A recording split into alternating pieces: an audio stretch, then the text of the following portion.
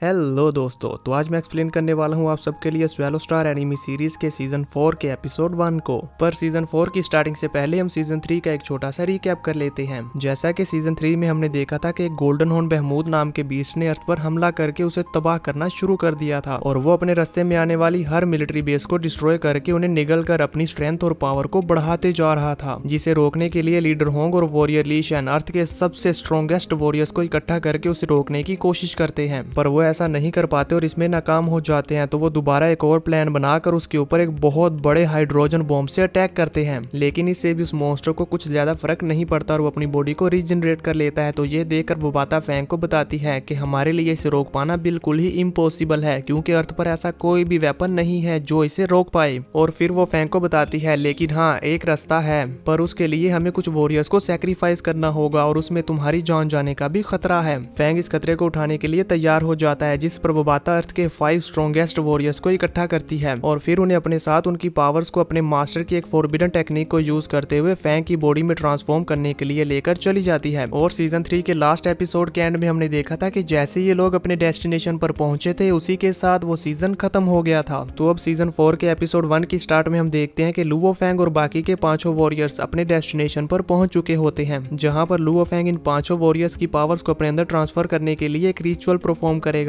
Luo Fang उस ritual वाले tower पर जाकर अपनी पोजीशन ले लेता है और फिर अपनी स्टोरेज रिंग में से सिल्वर गार्डियन रोबोट्स को बाहर निकाल लेता है, ताकि जब वो यहाँ पर रिचुअल परफॉर्म कर रहे हो तो कोई भी उन्हें डिस्टर्ब करने के लिए आए तो ये गार्डियंस उन्हें रोक दें। जिसके बाद फैंग अपने फ्लाइंग नाइफ्स को यूज करते हुए उस रिचुअल वाली जगह के आसपास फॉर्मेशन बनाना शुरू कर देता है। वहीं दूसरी तरफ हम देखते हैं कि बुबाता भी फैंग का साथ दे रही होती है और वो इस बात का पूरा ख्याल रख रही होती है कि ये रिचुअल 100% कंप्लीट हो। अब इसके बाद जैसे ही फैंग वहां पर रिचुअल परफॉर्म करने की सारी तैयारी कर लेता है, तो वो 5 वॉरियर्स, जिनमें एल्डर मू हैंडरिसन, एल्डर यी साइट, कमांडर जिया, वॉरियर सोकोलोव और एल्डर लाइन किंग होते हैं, ये सभी लोग अपनी अपनी जगह पर आकर खड़े हो जाते हैं और रिचुअल परफॉर्म करने के लिए अपनी पोजीशन ले लेते हैं। वॉरियर सोकोलोव तो यहाँ पर अभी भी वोडका पी रहे होते हैं। वहीं दूसरी तरफ एल्डर मू हैंडरिसन एक आखिरी बार अपने बेटे को देखते हैं। एल्डर यी साइड अपनी पोजीशन लेते हुए फैंग से कहते हैं, लुओ फैंग, मैंने कभी नहीं सोचा था कि हम दोबारा से एक दूसरे का साथ देने के लिए अपनी फोर्सेस को ज्वाइन करेंगे। एल्डर लाइन किंग अपनी पोजीशन लेते हुए फैंग के लिए प्रेयर करते हैं कि वो गोल्डन हॉर्न बहमूद को मारने में सक्सेसफुल हो जाए।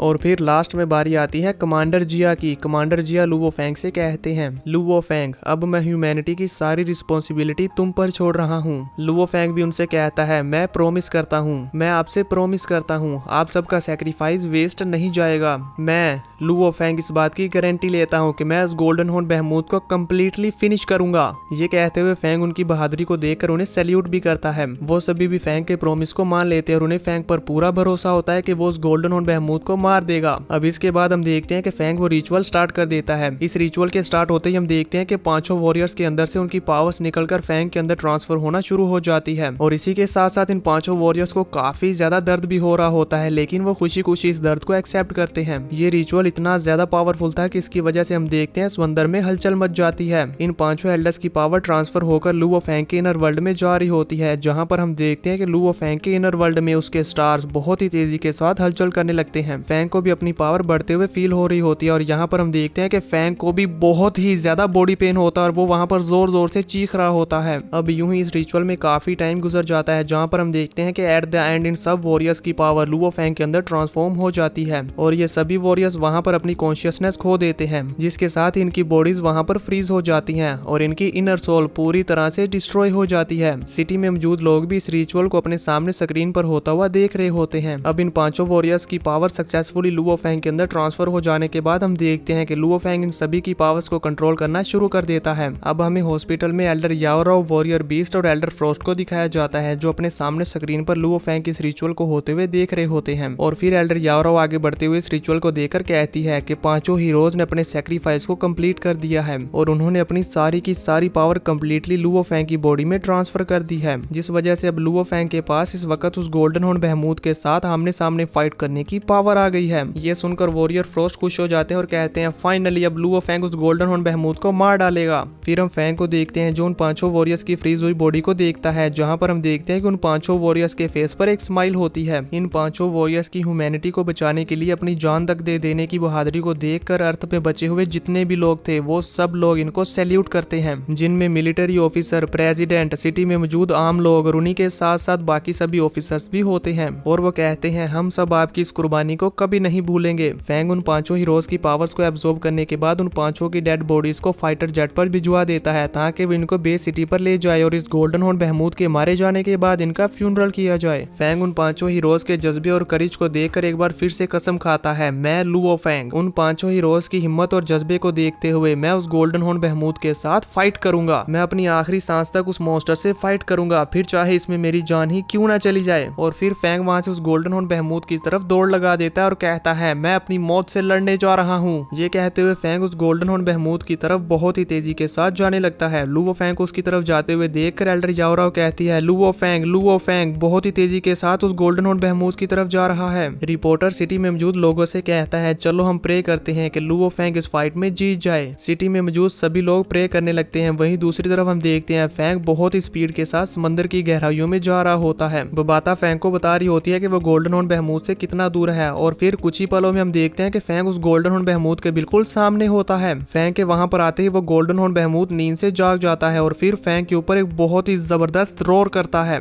इस गोल्डन हॉर्न बहमूद की रोर भी अब बहुत ही ज्यादा स्ट्रॉन्ग हो चुकी थी। अब फैंग अपनी पावर्स को अनलिश करते हुए कहता है गोल्डन हॉर्न बहमूद भाड़ में जाओ। और इसी के साथ फैंग और उस गोल्डन हॉर्न बहमूद के दरमियान फाइट शुरू हो जाती है। बबाता फैंग को उस गोल्डन हॉर्न बहमूद के साथ फाइट करते हुए देखकर कहती है कि मेरा इतने सालों का हार्ड वर्क सब का सब वेस्ट होने जा रहा है। बबाता यहाँ पर काफी निराश होती है और कहती है उम्मीद करती हूँ लुओ फैंग तुम भी वॉरियर होंग और ली शैन की तरह अपनी थोड़ी बहुत पावर्स को बचाकर एक लंबी नींद में चले जाना। इससे कम से कम तुम मरोगे तो नहीं और इन फ्यूचर हो सकता है कि मैं तुम्हें जगाने के लिए कोई ना कोई रास्ता ढूंढ लूं। बेसिकली दोस्तों यहाँ पर बबाता फैंग को खोना नहीं चाहती, इसीलिए वो ऐसी बात कर रही होती है। वहीं दूसरी तरफ हम फैंग को देखते हैं जो कि बहुत ही जोरों के साथ चिल्लाते हुए उस गोल्डन हॉर्न बहमूद के ऊपर अटैक कर रहा होता है। वो गोल्डन हॉर्न बहमूद फैंग पर अटैक करके उसे काफी ज्यादा दूर भेज देता है, जिसके बाद फैंग फिर से अपनी बहुत ही ज्यादा स्पीड के साथ उस गोल्डन हॉर्न बहमूद के ऊपर अटैक करने के लिए आगे बढ़ रहा होता है। तो वो गोल्डन हॉर्न बहमूद अपने हॉर्न को यूज करते हुए फैंग के ऊपर लेजर बीम से अटैक कर देता है, जिसे फैंग अपनी हेवनली फॉरबिडन शील्ड को यूज करते हुए रोकने की कोशिश करता है। इन दोनों के अटैक्स की वजह से हम देखते हैं कि समंदर में बहुत ज्यादा हलचल मच गई थी और वहीं दूसरी तरफ फैंग के इनर वर्ल्ड में भी तबाही मच रही होती है और उसके प्लेनेट बहुत जोर जोर से घूम रहे होते हैं और उनके अंदर से इतनी ज्यादा पावर अनलीश हो रही होती है। फैंग का ऑरा यहाँ पर रेड हो जाता है और इसी के साथ हम देखते हैं कि यहाँ पर फैंग के इनर वर्ल्ड में एक वेपन बनना शुरू हो जाता है। ये एक फॉरबिडन वेपन है जो कि किसी की भी सोल को डिस्ट्रॉय कर सकता है, यानी कि यहाँ पर फैंग गोल्डन हॉर्न बहमूद की सोल को डिस्ट्रॉय करने की कोशिश करने वाला है। फैंग अपनी इस टेक्निक को यूज करते हुए अपनी सारी पावर इसी में लगा देता है और इस सोल डिस्ट्रॉयर अटैक को रेडी करके अपनी इनर वर्ल्ड से बाहर निकाल लेता है, जिसकी वजह से हम देखते हैं कि वहां पर चारों तरफ बहुत ही ज्यादा रोशनी फैल जाती है। फैंग अपने इस अटैक को रेडी करते साथ ही उस गोल्डन हॉर्न बहमूद के ऊपर छोड़ने लगता है और कहता है गोल्डन हॉर्न बहमूद अब मर भी जाओ, बहुत हो गया तुम्हारा। फैंग के ये कहते साथ ही ये एपिसोड यहीं पर खत्म हो जाता है। तो देखेंगे नेक्स्ट एपिसोड में कि क्या फैंग अपने इस वेपन के साथ उस गोल्डन हॉर्न बहमूद को मार पाएगा।